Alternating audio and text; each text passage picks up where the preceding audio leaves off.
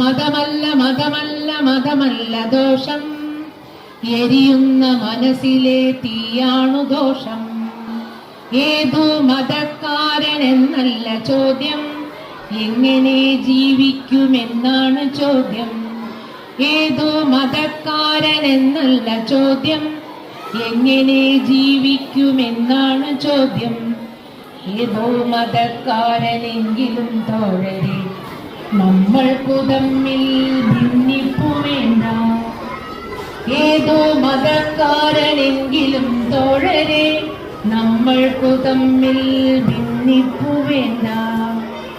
ചന്ദനം തൊട്ടു ജപിക്കുന്ന ഹിന്ദുവും നിത്യം കുരിശു വരയ്ക്കുന്ന ക്രിസ്ത്യനും, നിസ്കരിച്ചിടും മുസൽമാനും ഒക്കെയും ഒന്നാണു കൂട്ടരെ രക്തം ചുവപ്പ്. ചന്ദനം തൊട്ടു ജപിക്കും